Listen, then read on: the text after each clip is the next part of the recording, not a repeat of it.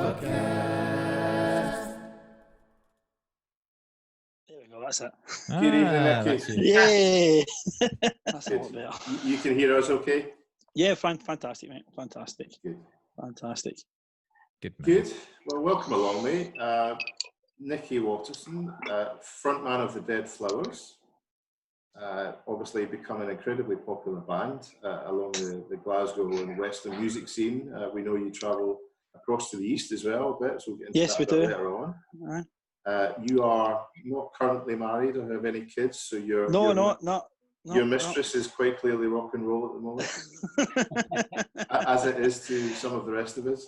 Yes. So you are a manager of a well-known bookies, Yes. William Hill. So there's a product plug. Other bookies are available, and obviously hill walking is your other passion, which was quite interesting. So yeah, I'm sure you've been able to get into that a little bit.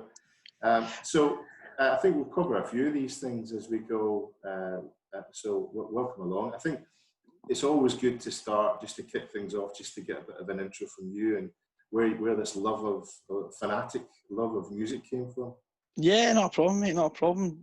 Basically, started. My mum. She's a guitarist, piano player, and I mean, I kind of grew up basically with music always playing in the house. You know, I had an uncle who was in a kind of cabaret social club band. So they were always in our house as well. So it kind of just spawned for there.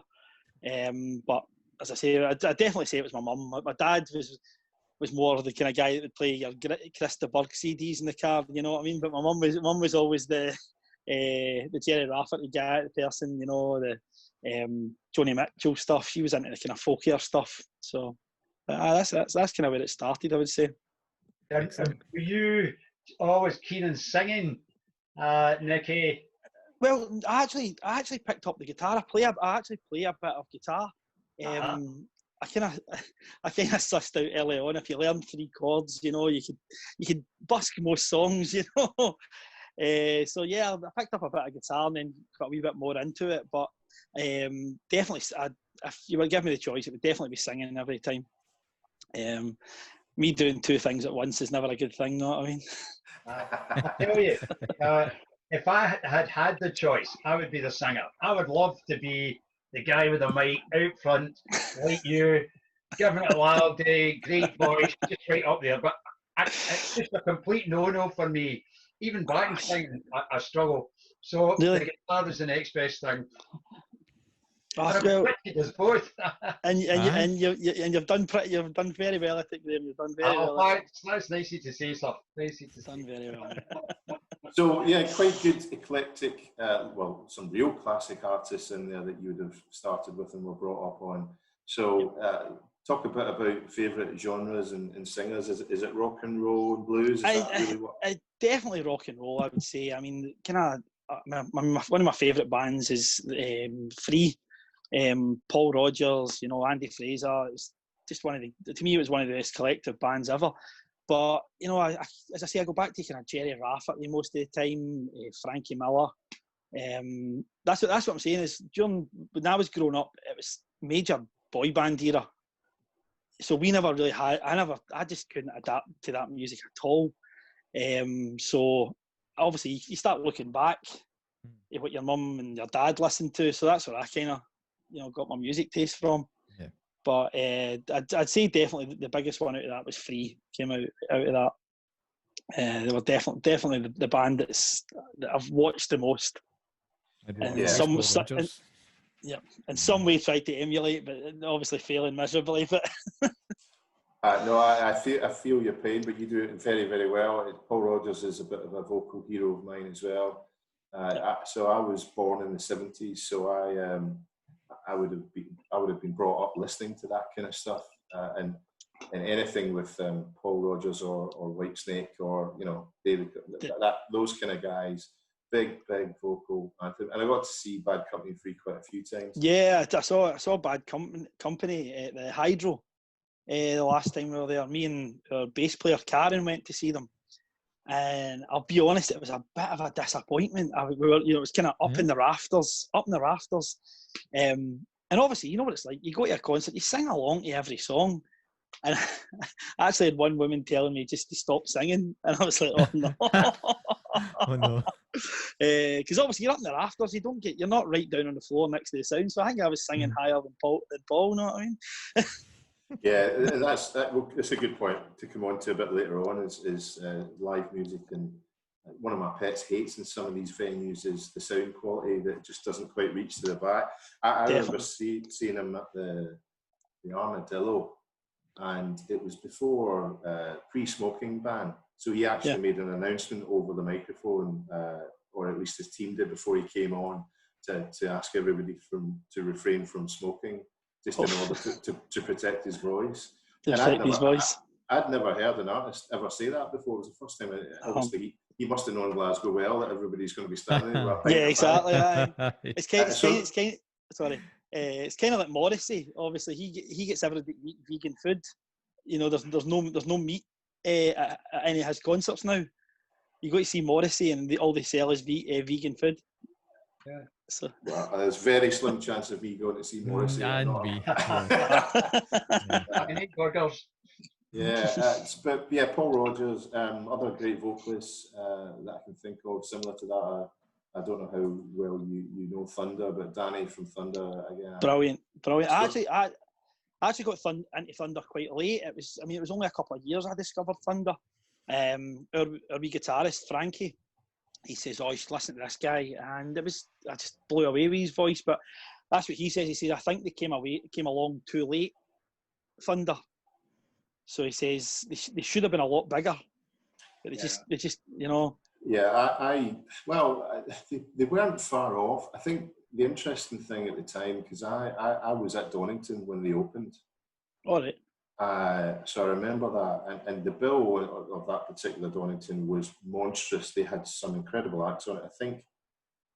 I'm not sure if it was the Choir Boys or somebody like that was on after them. Anyway, so this band comes on the stage, and I knew a bit who they were, and this guy just absolutely steals the show. You know, his long hair and his sleeveless t-shirt, and he's bopping away to kind of pop rock, and there's 80,000 people there who started like, this is not bad. This kid can sing. And no word of a lie, they blew everybody off the stage that day. They were unbelievable. And I had the privilege to meet the drummer at a rock radio after show party that we were doing. We were playing at the after show party that year, and I had this chance to meet him, and I said, "Love your stuff, massive fan, got all your work."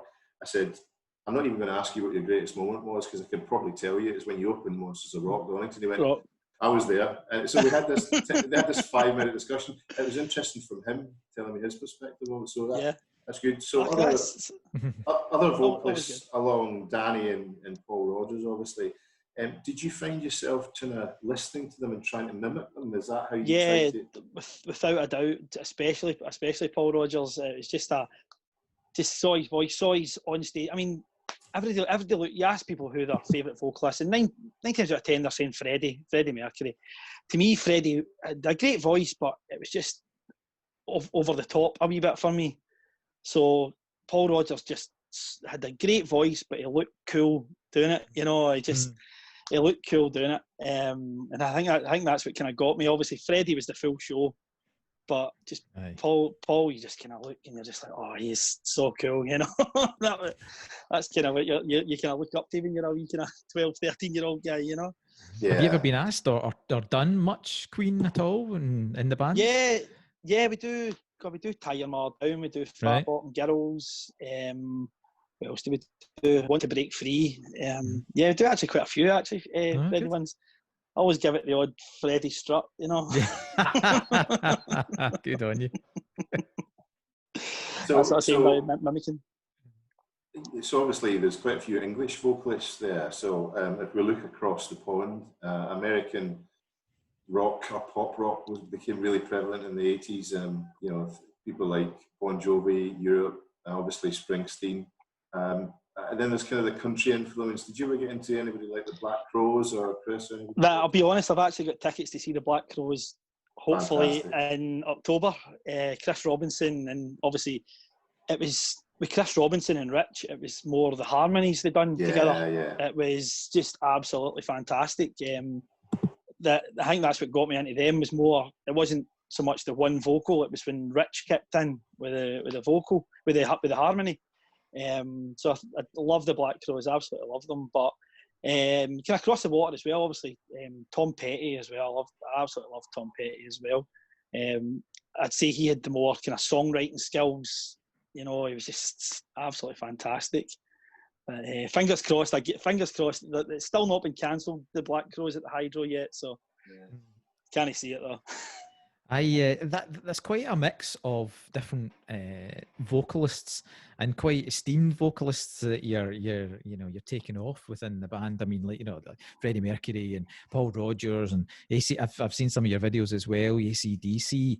I mean, if you're playing night after night, or you know, if you got a hectic schedule and a few gigs back to back, I mean, how does your voice kind of cope with that? What do you do? I think it's a lot of whiskey. Do you know what I mean? It's a lot. No, but I don't know. I'll totally be honest. I've lost my voice a couple of times, you know.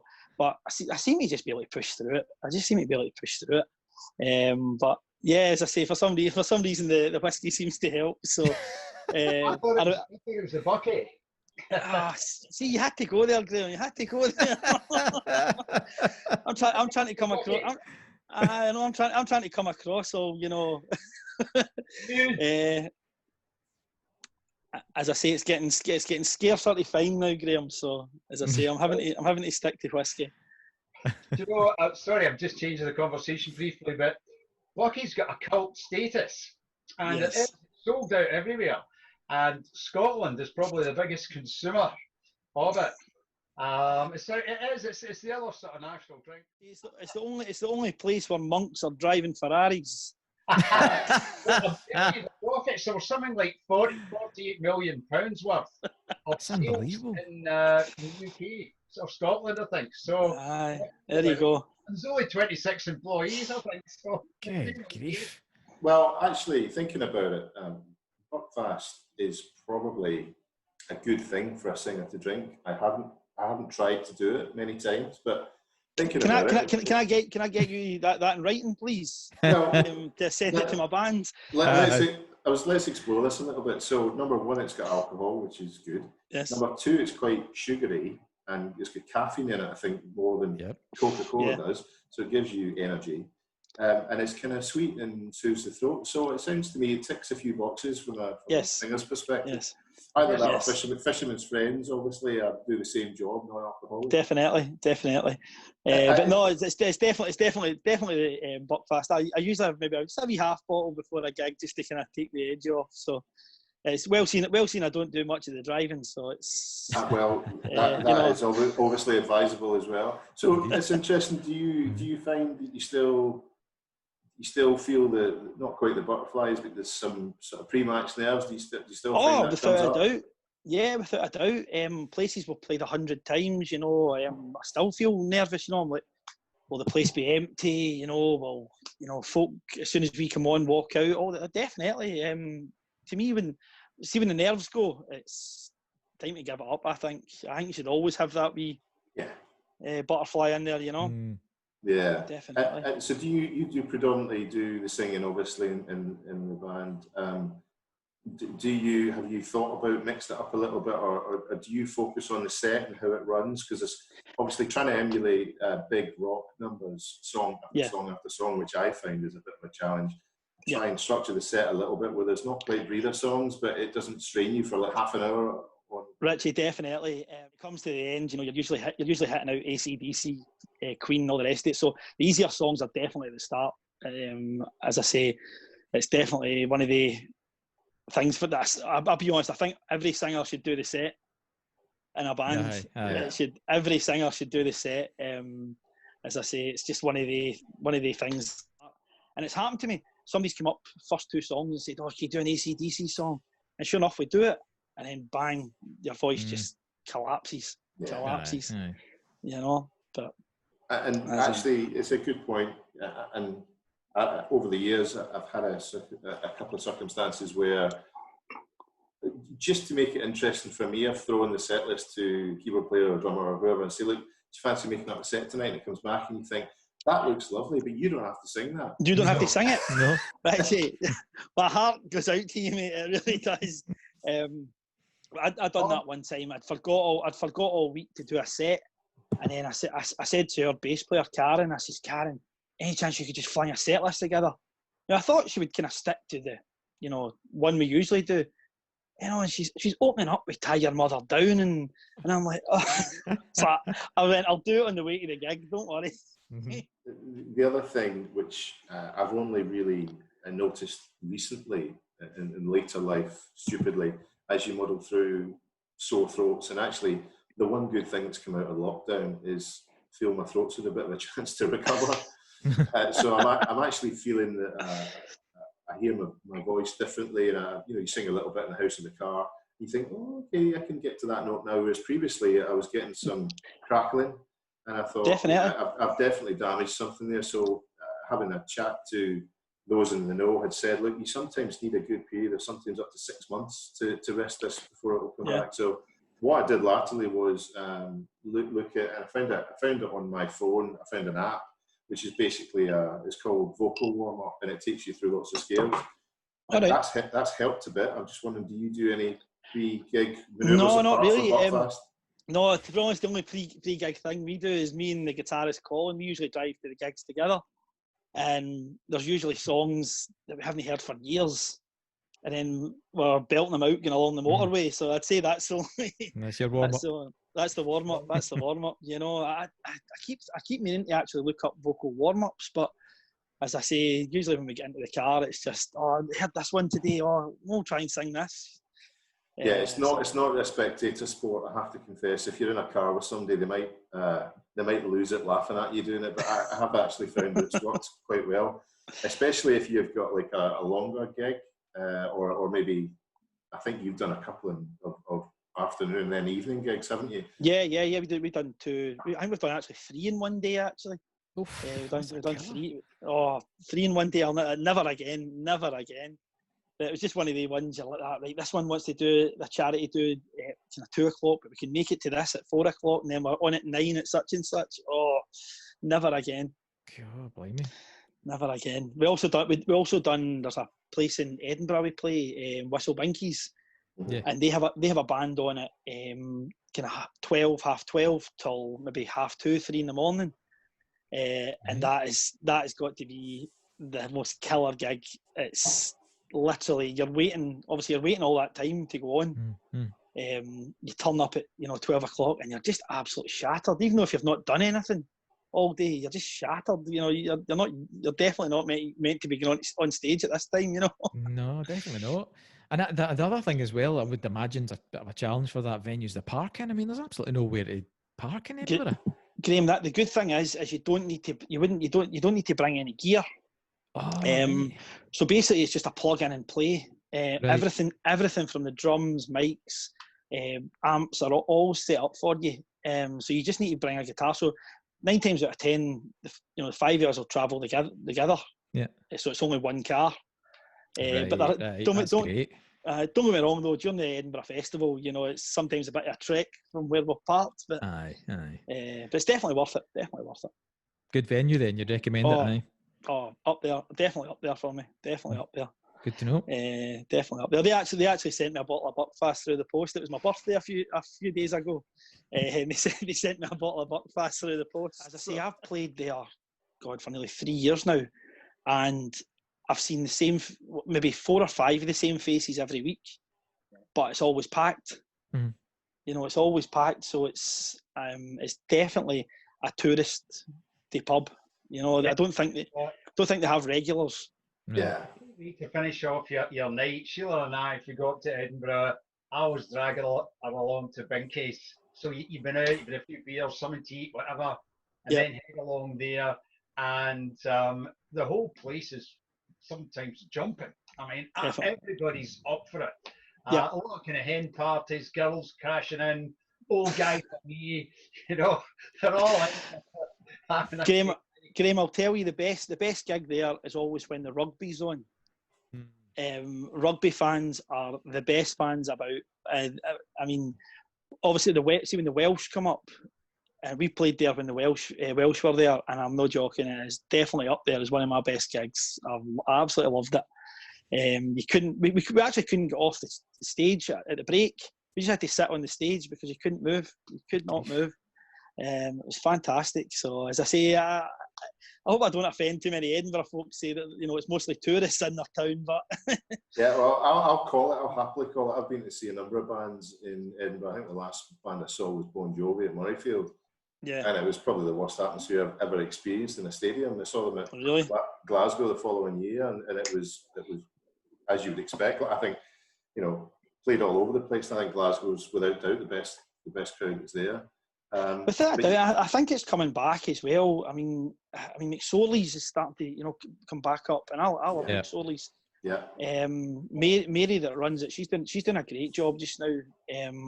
So as I say, it's good to see it coming back because it was falling, down a wee bit.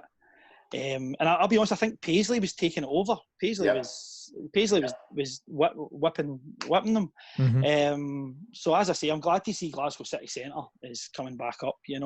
Yeah. I was delighted to see McSorley's had opened up again and started the live bands, and quite surprised actually. I mean, us as Vintage Vinyl have been to play there a few times now, and I used to play there years ago.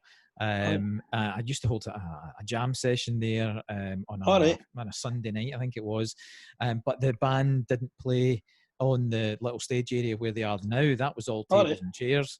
I played over at the other side where the kind of much higher raised area is now. Aye.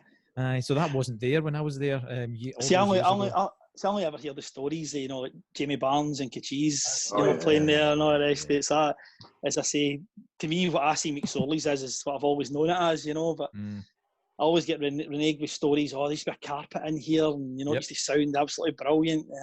Yep. Actually, Jamie Barnes and Kachis, I used to go up and hear them with my mate Hugh on a Saturday afternoon, and they're a great band. But see the volume. Bands can be loud. It really was. It was almost like a drug. The volume was so loud. Really? And you thought, it's going to blow up. And eventually folk were like, yeah. Don't get me wrong, I think we've all seen bands like that, definitely. But that's what I say, I never actually got to see Jamie Barnes. I've obviously saw the YouTube videos, and obviously I've been a massive Frankie Miller fan. You can see what he's trying to do, you can see what he's trying to do. So it's just a legend I hear of, Yeah.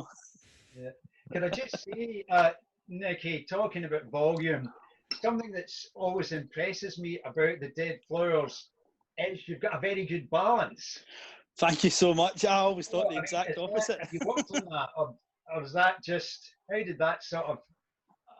To be honest, mate, I don't think it's something we've ever really worked on. I just think we always like the bass up quite high. With you on that. And Don't tell. You've seen the wrong thing.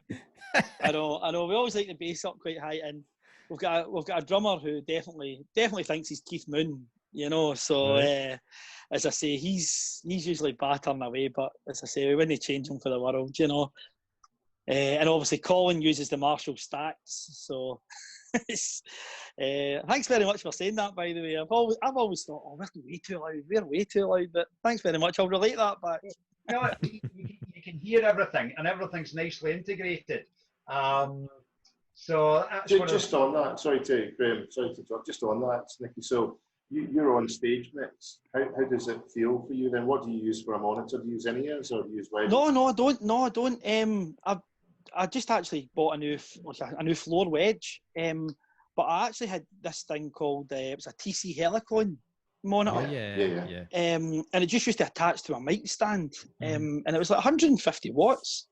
And the clarity was unbelievable. It was absolutely brilliant. But I'm kind of one of these singers who flicks mics about and all the rest of it. So it was falling off all the time. So I thought, I'll just buy a floor monitor like everybody else. So that's all I do. It's just, don't get me wrong, there's plenty coming through it, and 9 times out of 10 it's only vocals that are coming through it. So So and you mentioned TC there as well, and being a vocalist. I don't know, some vocalists like to be quite purist, and go straight through the mic and into the desk.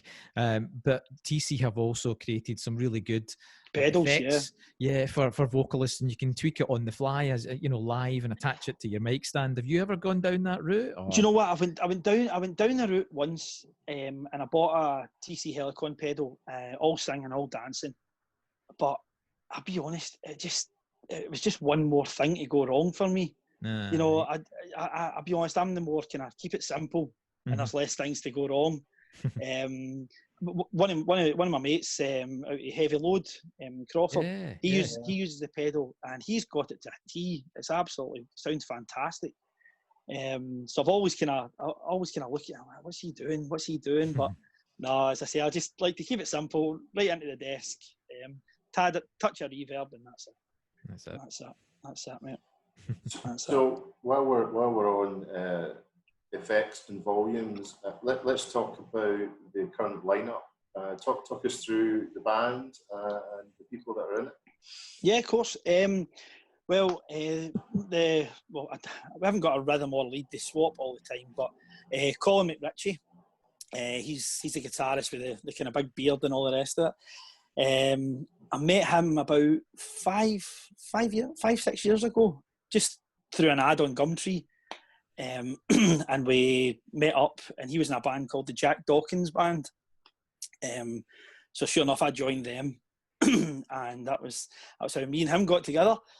The drummer and the other guitarist, Frankie and Mackie, I was in a band with them years ago called Running on Empty, and for some reason we didn't actually do the cover Running on Empty for some reason. I don't know why, but so that's how I kind of met them.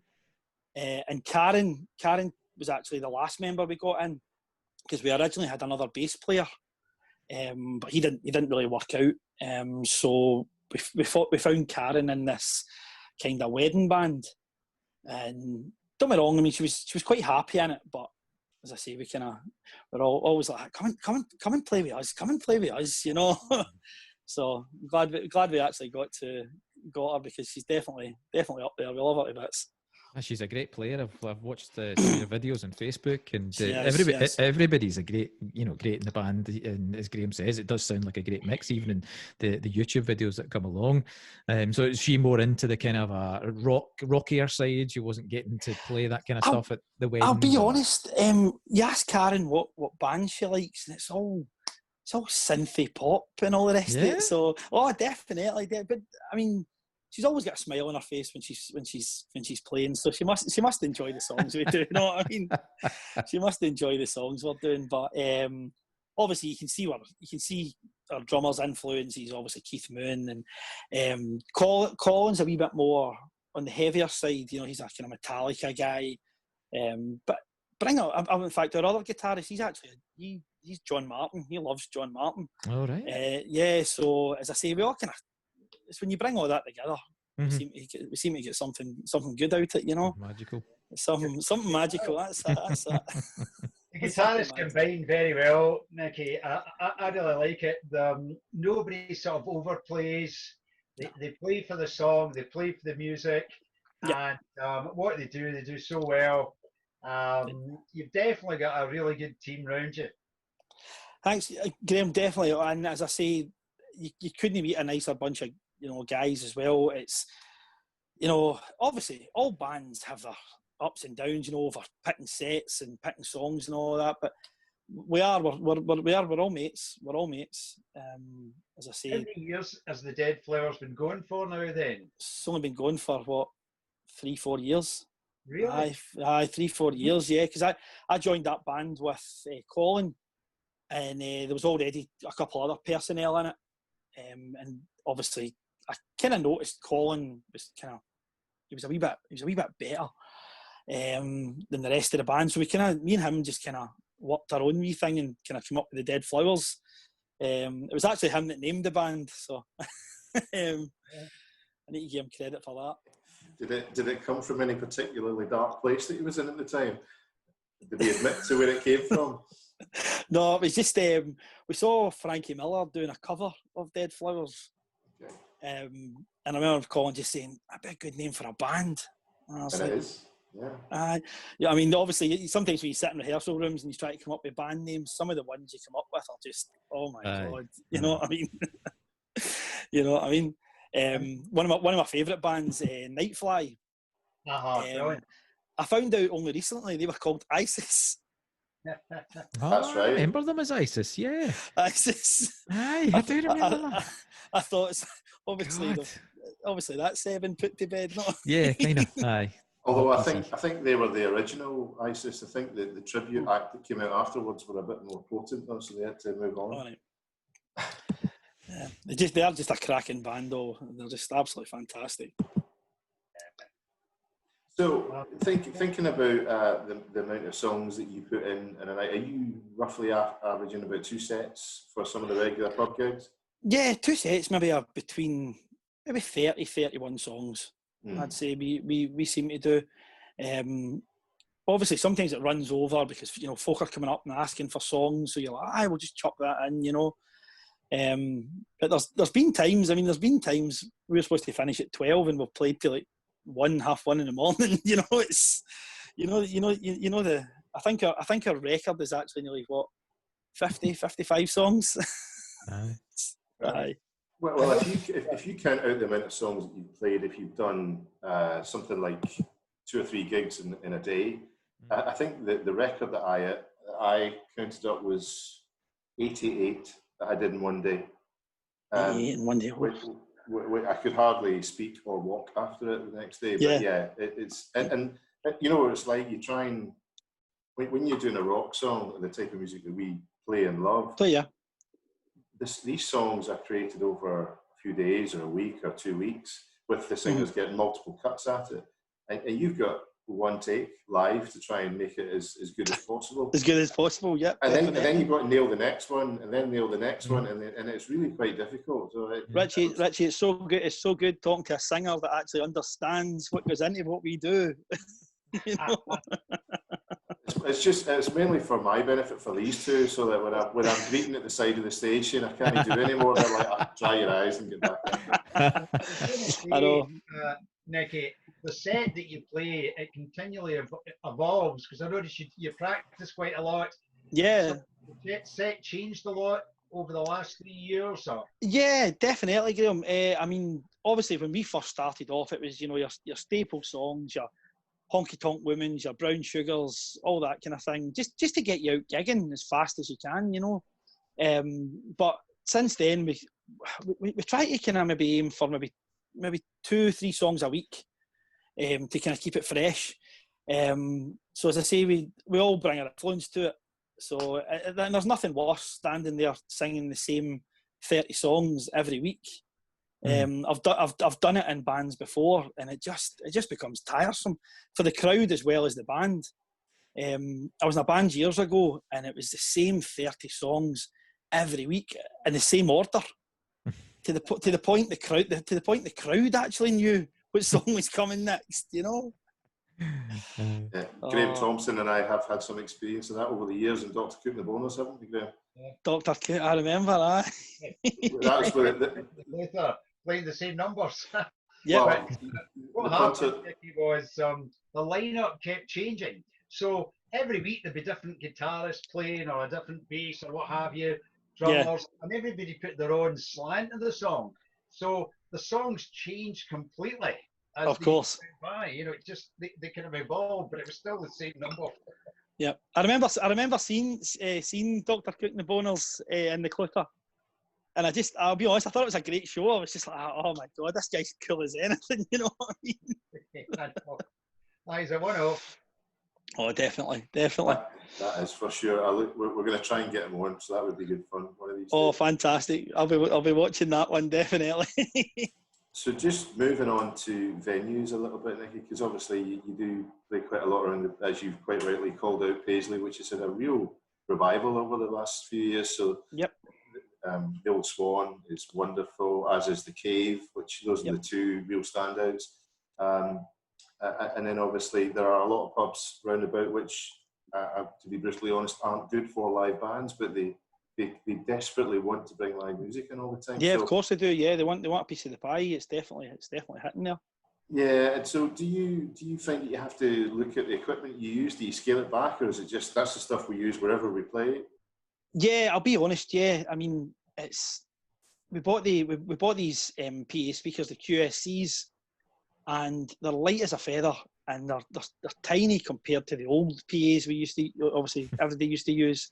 So you're not humping big PAs about anymore, you know.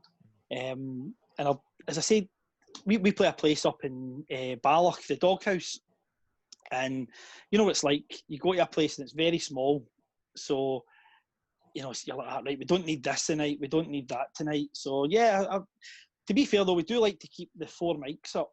We've got, you know, basically we all sing a bit, we kind of harmony wise. So we do like to keep the 4 mics up all the time. So that's something we won't compromise on. You know, if you can't accommodate 4 microphones, then don't ask us.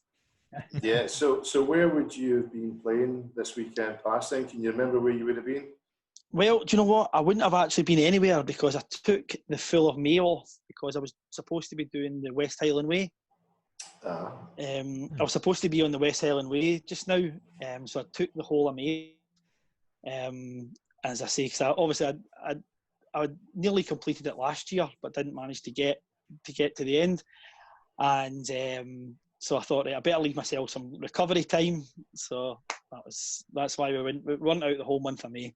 Mm-hmm. See, so you obviously walking's a huge part of your downtime as well. So Definitely. Are you one of these type that try and bag Monroe's when you can, or? No, do you know what? It's not so much the Monroe's. You know, I've got a good friend. He's a head chef in a restaurant, so he basically, you never see him over the weekends. Same as me. You never see me over the weekends. So he gets a midweek day off, and I get a midweek day off. So we usually just, you know, kind of correspond it with each other, and then just we've got the Campsies right behind us. So we just take off, and that's us. Just head up there. But it was him I was supposed to be doing the West Highland Way with. So that was going to be our first big adventure. What's your thoughts on the future then? Do you have a chat with the band members or anyone else to think what's your views on how things might be the way forward? I think, I'll be honest, I think we're writing off this year, and it's sad to say. I think we're writing off this year. It'd be great if we're wrong, absolutely great, but we need to kind of look at this realistically. I've spoke to a couple of pub owners, and they're saying that they're going to get offered to open at 30% capacity to start with, which is never going to pay for live music, or it's never going to work, actually, I don't think. So I think it's going to be the all or nothing. You know, it's and plus as well, I mean, even if they do bring live music back, but it's about the public confidence to come back into pubs as well. Yeah. It's, you know, it's definitely affected us all, you know. You sneeze or cough out in public now, and folk are just, you know, oh my god. I know. But yeah, as I say, hopefully, I mean, it will get back. Hopefully, it will get back to where it was, but I think it's going to take a bit of time. Mm. Yeah, we've had the privilege to catch up with a few different people recently, and I think the view tends to be that this year, forget about it. Next year, debatable at which point it will come back. The only thing you would say is if maybe some solo artists or duos or outside events might be possible in beer gardens. I actually know a publican who asked me the other day, do you know any solo artists that would be up for just creating a bit of background music in a restaurant if we could make it safe for them? You know, it's behind perspex or whatever they choose to do. So there are people out there thinking about how to kickstart this again. But definitely. I mean, the Village Inn in East Kilbride. Paul, I don't know if you've played there, Paul. Yeah. It's honestly, it's a cracking venue. Yeah. I mean, his whole pub was based around live music. Yeah. So he is trying. He's, you know, just trying to think of anything and everything to get live music back in there. Yeah, you know? I would put the Village Inn up there with one of the best live venues I've played in. We in the previous band that I was in, we played there many times, and Paul and Dan, the team there, are superb. And like you say, they're one of the few, like McSorley's, like Sammy Dow's was back in the early days that really set themselves up for live music. The rest of them try and cram you in a corner and definitely. Yeah. So it'd be interesting. There's Graham Thompson and Graham Caswell were talking about this the other day with some of the other guys. There's a lot of bands out there, and there's a few good venues, and all the bands are trying to cram into the few good venues now. So I really just hope that when we come out of this, that the good venues survive, because there are like Janie and like the two in Paisley, the Old Swan and the Cave that really do make a big effort for live bands. They do. That's the thing. As I say, when you understand how lucky you are when you go to places like the Old Swan, the Village, when you've played these other places where it's, you know, you're crammed into a corner and there's nothing worse. There's absolutely nothing worse. But as I say, fingers crossed. I mean, they've got good customers. I think it came abundantly clear last week. I watched a band do a live set for the Old Swan. They were called Proposal. That's right. Three young guys I know, and the comments that were going up were absolutely brilliant. It was actually just like folk had missed the folk who were talking to each other in the pub. You know, it was, oh, how you doing? What you been up to? It was. So if as long as that continues, I think the pubs will be fine. I really do. There's a big appetite for it. People love getting out, getting to the pub, the whole social scene, music venues. So the appetite's there. So fingers crossed it will work its way back. Definitely. Yeah, I think it will. Right, it's coming to that time of the night that everybody looks forward to, and their esteemed quizmaster. I've been dreading this.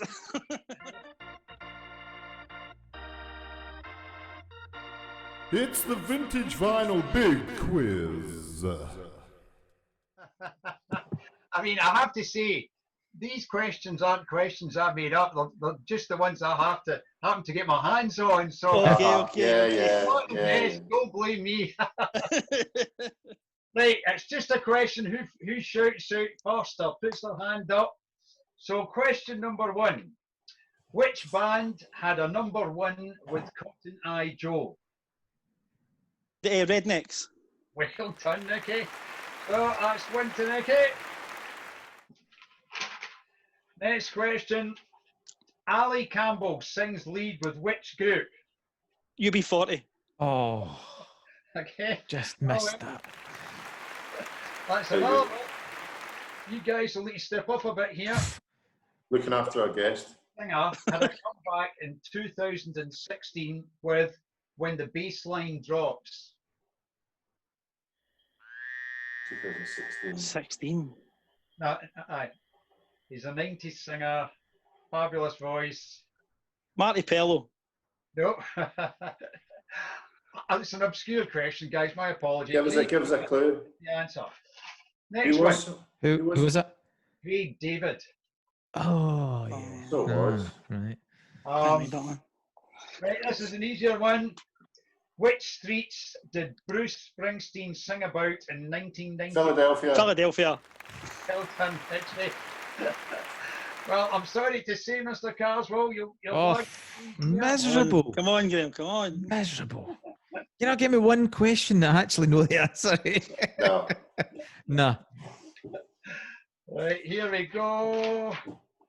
Moving along. Which band released the album Drones that topped the charts? Muse. Well done. Yes. So that's 1 to Mr. Carswell. So it's now 2 to Nicky, 1 to Richie, and 1 to Graham. Which group founded the Bludgeon Refola label? Strange name for a label. It's a bit obscure. No. Oh, really obscure. The Bludgeon Refola label they formed. I mean, I thought it was weird. Well, I'll just tell you the answer. Slipknot. Yes. Sorry? Slipknot. Def Leppard. What's it? Aye. What? There you go. I should have known that. What instrument did Ian Pace play? Drums. Well done, Graham. Yes. That's more my era. There we go, Graham. And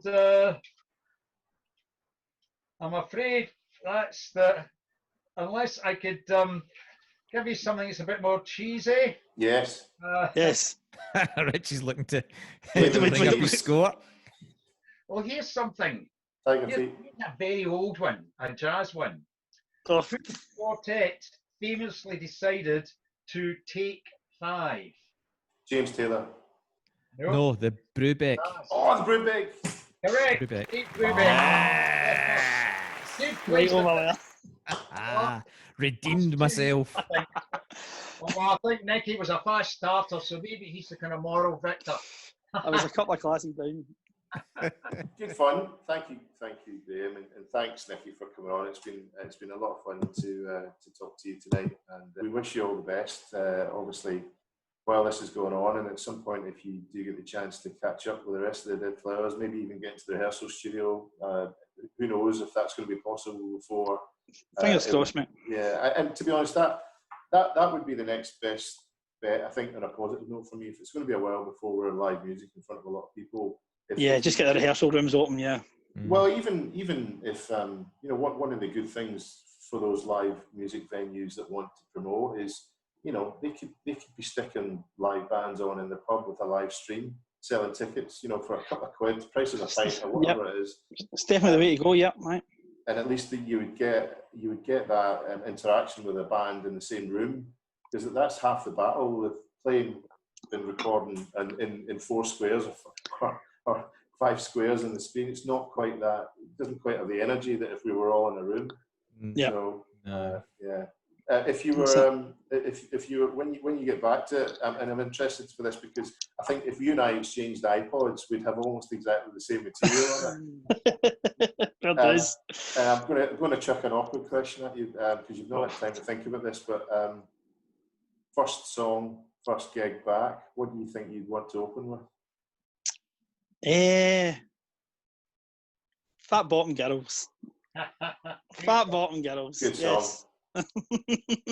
Good song. I'll put that out to the other two guys. What would you fancy? I don't know. You haven't given me time to think about that. Right. I would have to think about that. Yeah, no. I at this point in time, I don't know. Mr. Thompson. Honest answer. Yeah, I always like nice, easy rock songs. Hot Legs, Rod Stewart, Nice, Easy Number, good catchy one. That would be me.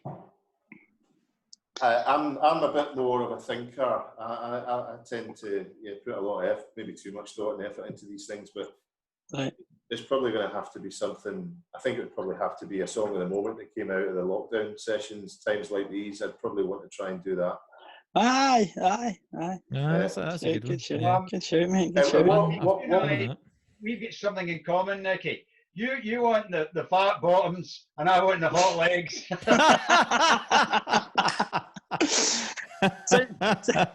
on that bombshell. Graham sounds like Saturday night to me, pal. Yeah, you can sell tickets to that. Well, gentlemen, it's been an absolute pleasure. Thanks for spending some time with us, Nicky, and stay safe, and we'll hopefully see you. It's been a pleasure, guys. Honestly, thank you so much. Nice to meet you, albeit virtually, Nicky. One day we'll get out there and meet face to face. Graham, all the best, mate. Thank you. Thank you. Cheers. Buckfast.